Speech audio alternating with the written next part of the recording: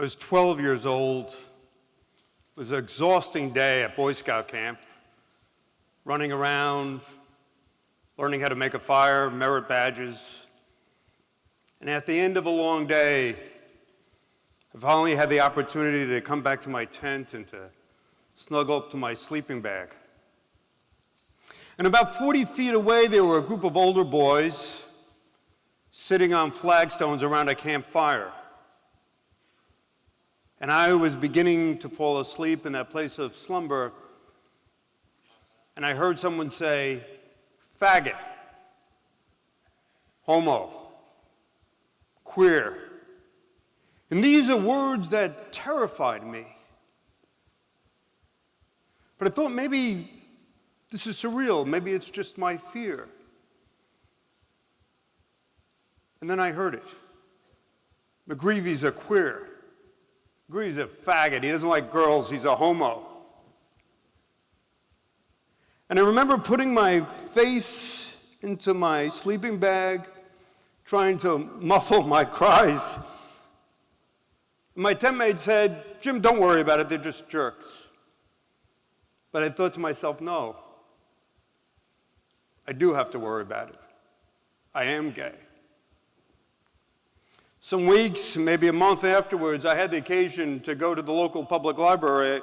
I wanted to learn more about who and what I was. And I remember walking into the library and going through the card catalog, looking up the word homosexuality.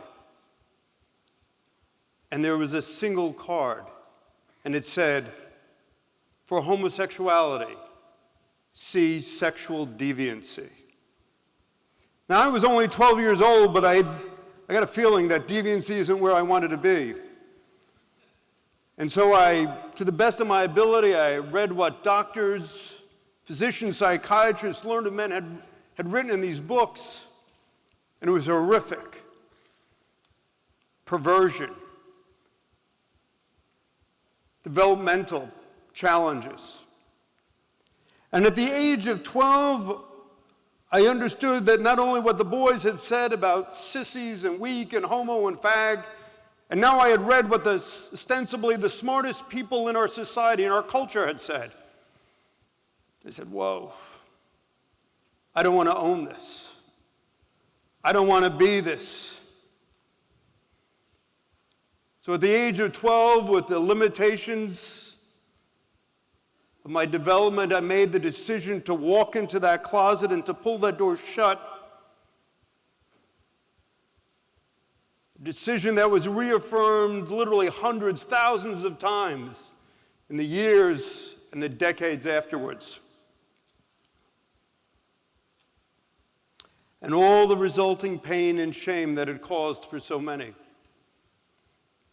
You see, identity is typically transmitted from generation to generation, from loving person to child. But for many of the gays and members of the LGBTQ generation of my generation, we learned it by ourselves. We learned it from Boy Scout camp or from reading books. In contrast, my loving parents taught me those good things about my identity. My grandparents had come from Ireland in search of work and to practice their faith.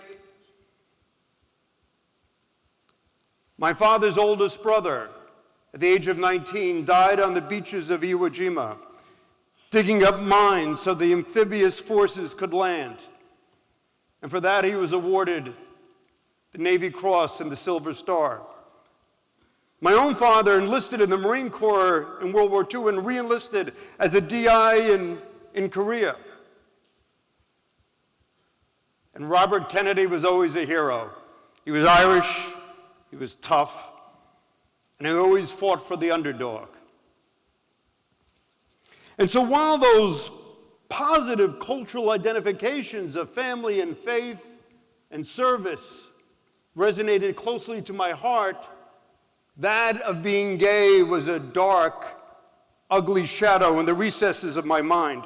And so I developed an artifice.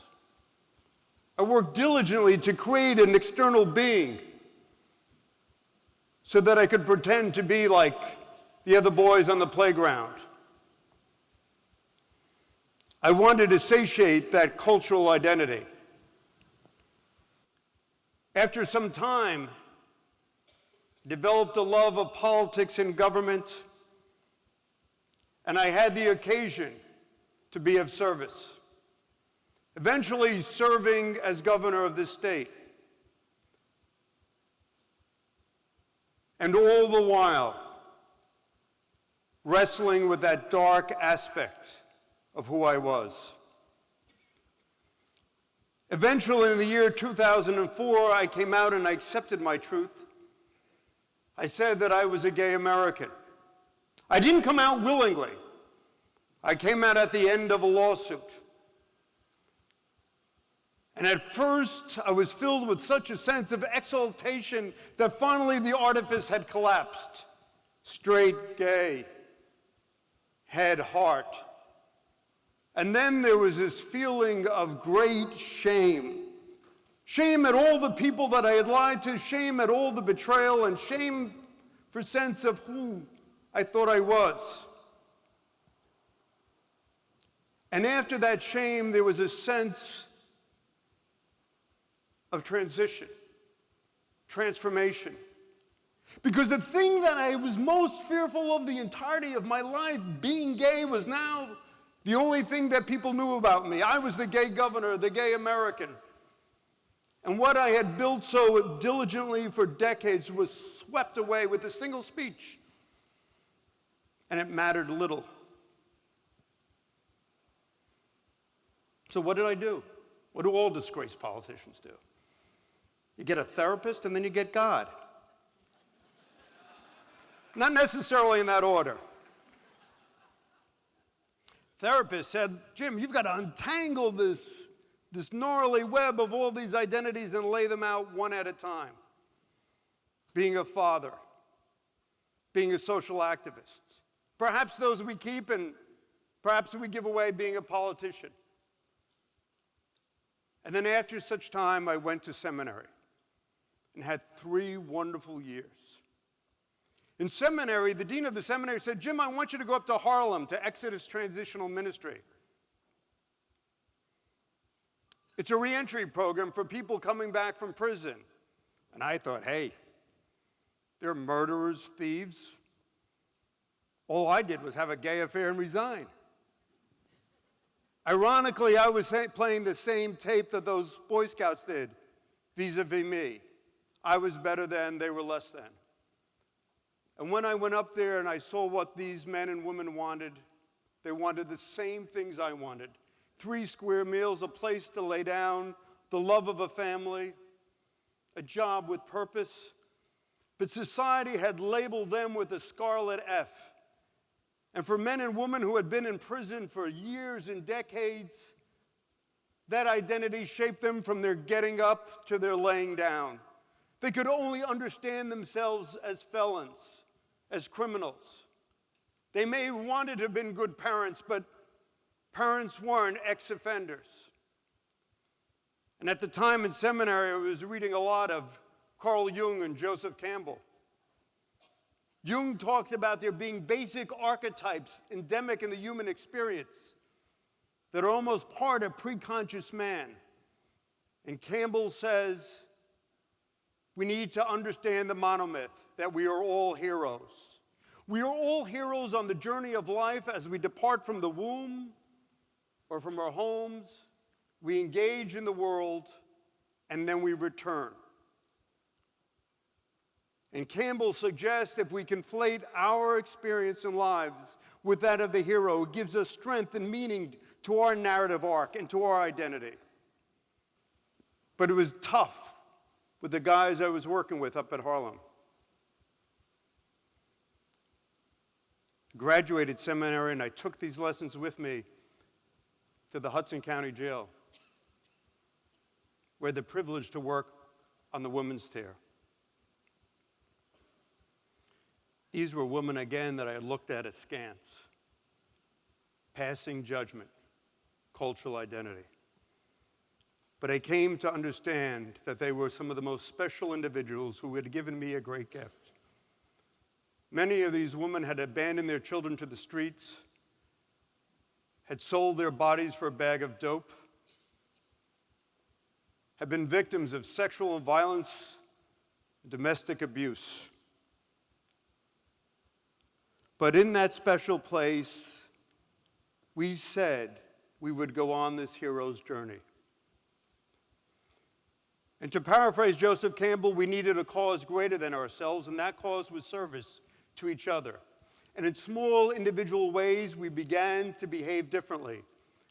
And that evidence accrued, and we began to see that we were changing. For I was on the journey with the women. There was one special young woman, Angel. She was in her early 20s, the product of a biracial marriage, and she was mocked and jeered as a child.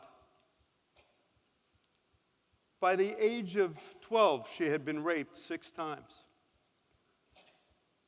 The last time she told her mother, who told her to get back out there and sell drugs because we needed the money to pay for the electric bill. And she said, "Jim, I sat in the bathtub and scrubbed and scrubbed." It was the last time she cried. She said life was too difficult.